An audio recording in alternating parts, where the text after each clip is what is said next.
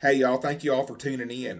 This video here is going to be talking about the position groups for the 2024 Tennessee Vols. And I'm going to get right to it. And the first position group that I'm going to talk about is the QBs. Obviously, the QBs is led by Nico. This guy has been in the system now for over a year and a half. He was an early enrollee at a high school. So since December of 2022, he's been there learning the offense. In the time that he's played, he's looked fine. He didn't get a lot to play last year and backing up Joe Milton, but he looked good when he played. He started the Iowa game. Iowa was top five defense, and I thought he played just well against that defense.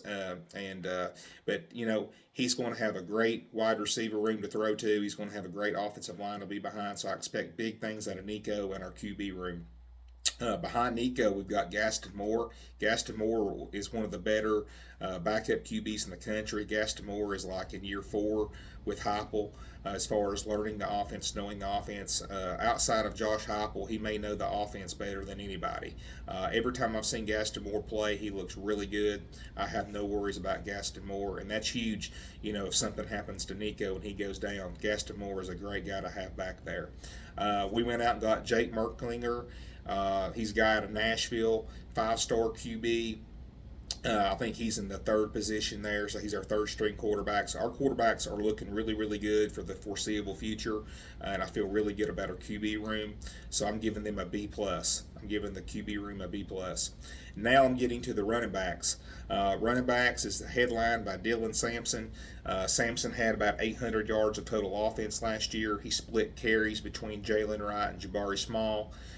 This guy's a stud. He reminds me a lot of Alvin Kamara. He's just shifty, and he can also get you, tough short yardage situation runs too. Behind him, you got Cameron Seldon. He played some last year, played a lot in the Iowa game. He played very well. He's a short yardage back. He's got a lot of power. He can get you those short yardage runs that you need. And I was really impressed with him in the Iowa game that I saw him. So you're going to see a lot of him this year, too. The problem that I have with the running back room is but after those two, there's just not a lot of experience. We lose Jalen Wright, we lose Jabari Small, so we're very thin back there with people that have actually played. We do have a lot of running backs, but as far as proven running backs, that's the only two we got. So I'm giving that position group a B. Wide receivers. Now, this might be the best position group on this team. This group is loaded. I mean, loaded. Headlined by Squirrel White. Squirrel White had 764 yards last year. Shifty, quick back in the slot that can get you. He can catch the deep ball. He can catch the slot or over the middle pass. Squirrel White can do it all. We've also got Dante Thornton. Got Brew McCoy coming back from injury. We got Chris Brazzell from Tulane coming in, and man, people are impressed with him. He is. They said he was amazing in the spring, and what I saw of him, he looked really good too. Chris Brazzell had 711 yards last year with Tulane. We're also bringing back Chaz Nimrod, Caleb Webb. Those guys have proven experience playing. When we had guys injured, they came in and got a lot of experience, so those guys have been tested. We also got Mike Matthews coming in. He was one of the probably the best freshmen coming in out of high school last year. So just loaded at receiver, just not a weakness in my opinion. I mean, they're going to make Nico's life very easy in my opinion next year. So I'm giving that position group an A plus. Now, tight ends I'm worried about. We're losing Jacob Warren, McCollin Castles. We went out and got Holden Stays from Notre Dame. Really good running back. A lot of people wanted him out of the portal. He is a great run blocking tight end. He's excellent at that. He did have 176 yards catching last year. So he'll be the starter, obviously, and I do expect him to have a good year next year. The problem is, if he goes down, who do we have? We went out and got Miles Kitselman from Alabama, but he doesn't really have a lot of experience. So not a lot of experience behind Holden Stays.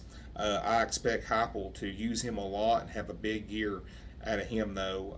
Heupel loves to use his tight ends. He loves to get them the ball. Every tight end that I've seen that played at Tennessee, he gets them the ball a lot, and they get a lot of productivity. But with the lack of depth in the tight end room, I'm going to give them a C plus.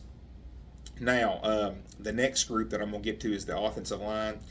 This is a very solid, very experienced group, and it's headlined by John Campbell Jr., Cooper Mays, and Javonte Spraggins. These guys have played in their career 126 games, and they got 95 starts among those three. Behind these three right here, last year, they led Tennessee to the ninth best rushing offense in the country, averaging 205 yards a game. That's really, really good, especially playing in the SEC. We went out and got Zalance Hurd from LSU. He's a five-star left tackle. He left LSU for lack of playing time, but he was just a true freshman. It was just huge that we went out and got him. He's going to be our starting left tackle. So got a lot of depth there at the offensive line. We've also got Dane Davis and Jackson Lampley. They're going to be coming back. They played a lot last year too, so we've got a lot of depth at offensive line, and that's going to be huge for Nico to have a group like that to be able to protect him. And I'm going to give that group a A. I think that offensive line is an A. I do think with the experience and everything that they've got that I would give that group an A. Now, the next group that I'm going to talk about is the defensive line. Man, headlined by James Pierce Jr. This guy had 8.5 sacks last year. he he is a monster, and he is going to be a top 5 pick. He's gone after this year for sure. We've got Omar Norman Locke coming back. He had 5.5 sacks and 26 tackles. Amari Thomas, 32 tackles. Elijah Simmons and Bryson Easton are back too. Very deep group, going to be amazing. That bunch last year had the 19th best rush defense in the country. They only allowed 114 yards a game. Expecting big things out of this group. I'm going to give them an A plus. I think with the fact that we're going to be able to stuff the run, and with James Pierce Jr. coming off the corner, it's going to make teams' life hell.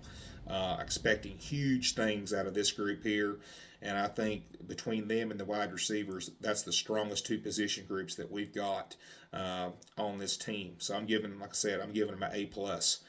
Now I'm getting to the linebacker room. And I think that's headlined by Arian Carter and Keenan Peely. Both these guys were injured last year, so they didn't get to play a lot.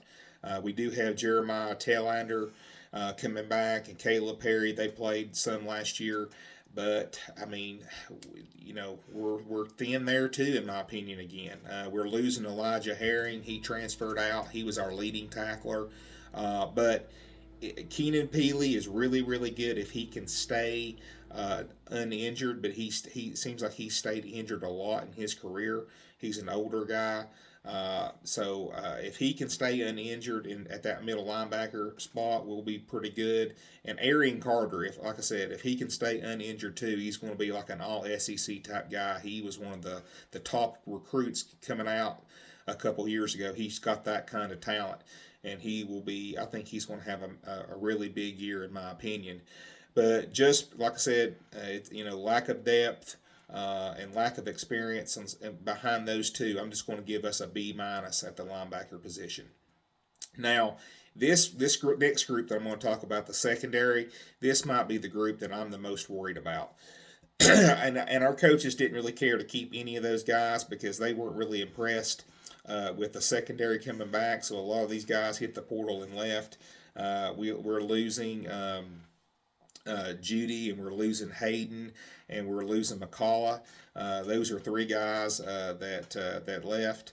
And honestly, this position group was not that great, especially when Haddon went down. He was our best secondary guy. But we do have Christian Charles coming back. He's got 31 tackles. Boo Carter, he is one of the top recruits coming in this year. You'll see him play a lot, but he's a true freshman. Will he make a lot of mistakes? Will he make some coverage busts? I don't know. We went out and got Jermod McCoy.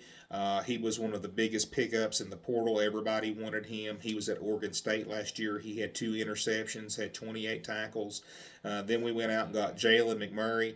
He had 40 tackles. He played at Temple last year. So I think we went out and got a couple guys that were obviously, in my opinion, better than the other guys that were playing last year that would have played in this. So I think we did some upgrades, and I think we're better in that aspect. But still, Even outside those two, I don't see anybody else proven for the most part. So I think this is the weakest position group on the team, and I'm just giving this group a C minus. I hope I'm wrong. I hope we're at the end of the year that it'll be a lot more of a B minus or a B grade, but they're going to have to prove it to me. Not a big fan of Willie Martinez. I'll just be honest with you. I wish he was like more like Garner, but Martinez, it seems like he kind of underachieves every year with kind of the group that he coaches. But yeah, now the last group that I'm going to talk about here is the special teams.